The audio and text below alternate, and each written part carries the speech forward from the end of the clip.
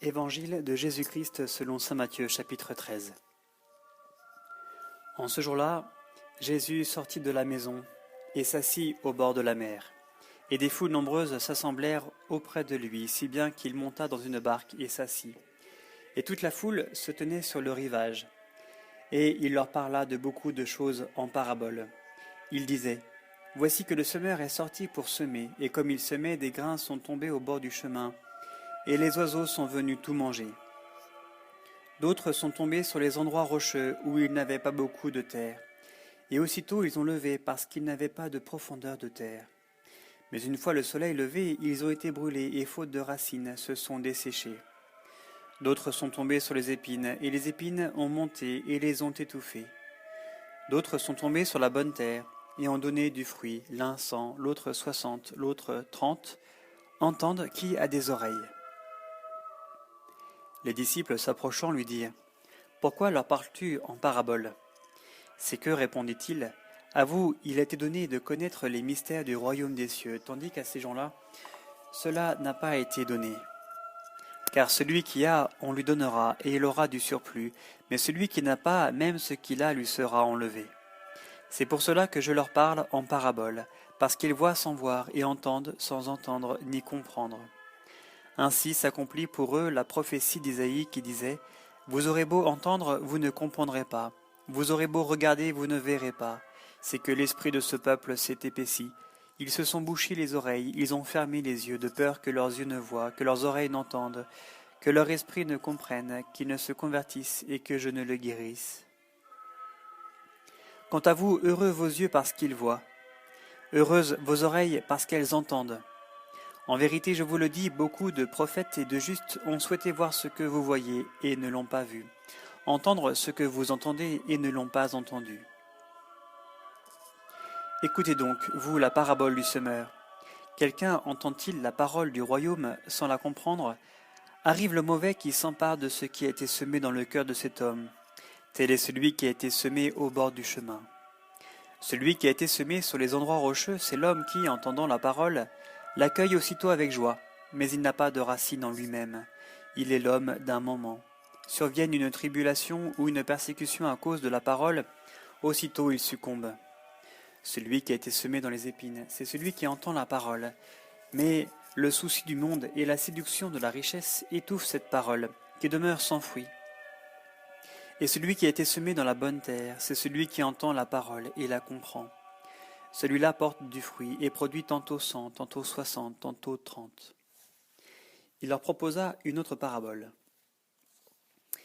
Il en va du royaume des cieux comme d'un homme qui a semé du bon grain dans son champ. Or, pendant que les gens dormaient, son ennemi est venu.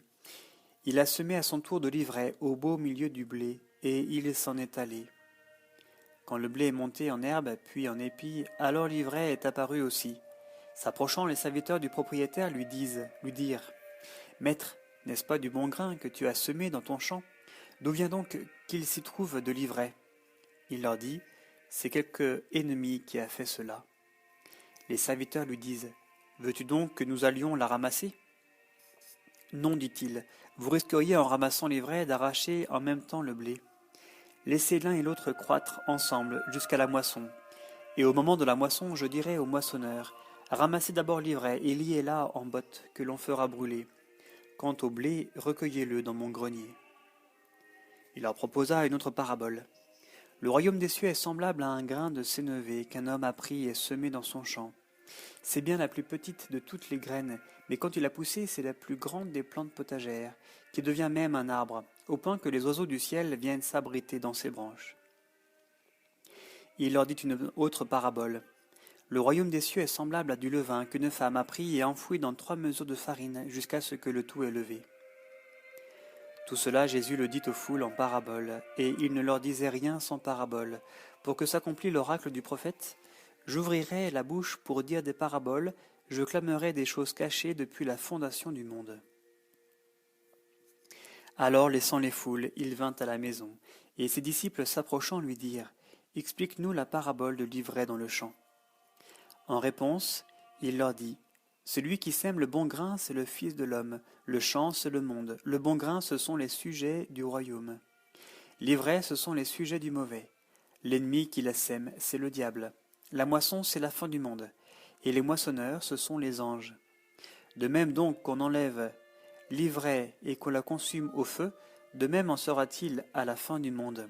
Le Fils de l'homme enverra ses anges, qui ramasseront de son royaume tous les scandales et tous les fauteurs d'iniquité, et les jetteront dans la fournaise ardente. Là seront les pleurs et les grincements de dents. Alors les justes resplendiront comme le soleil dans le royaume de leur Père. Entende qui a des oreilles. Le royaume des cieux est semblable à un trésor qui était caché dans un champ et qu'un homme vient à trouver. Il le recache, s'en va ravi de joie à vendre tout ce qu'il possède et achète ce champ. Le royaume des cieux est encore semblable à un négociant en quête de perles fines. En ayant trouvé une de grand prix, il s'en est allé vendre tout ce qu'il possédait et il l'a acheté. Le royaume des cieux est encore semblable à un filet qu'on jette en mer et qui ramène toutes sortes de choses. Quand il est plein, les pêcheurs le tirent sur le rivage, puis ils s'asseyent, recueillent dans des paniers ce qu'il y a de bon et rejettent ce qui ne vaut rien. Ainsi en sera-t-il à la fin du monde. Les anges se présenteront et sépareront les méchants d'entre les justes pour les jeter dans la fournaise ardente. Là seront les pleurs et les grincements de dents. Avez-vous compris tout cela ? Oui, lui disent-ils. Et il leur dit, ainsi donc, tout scribe devenu disciple du royaume des cieux est semblable à un propriétaire qui tire de son trésor du neuf et du vieux. Et il advint quand Jésus eut achevé ses paraboles qu'il partit de là, et s'étant rendu dans sa patrie, il enseignait les gens dans leur synagogue de telle façon qu'ils étaient frappés et disaient « D'où lui viennent cette sagesse et ces miracles ? Celui-là n'est-il pas le fils du charpentier ? N'a-t-il pas pour mère la nommée Marie et pour frères Jacques, Joseph, Simon et Jude ? Et ses sœurs ne sont-elles pas toutes chez nous ? D'où lui vient donc tout cela ?» Et ils étaient choqués à son sujet. Mais Jésus leur dit « Un prophète n'est méprisé que dans sa patrie et dans sa maison. » Et ne fit pas là beaucoup de miracles à cause de leur manque de foi.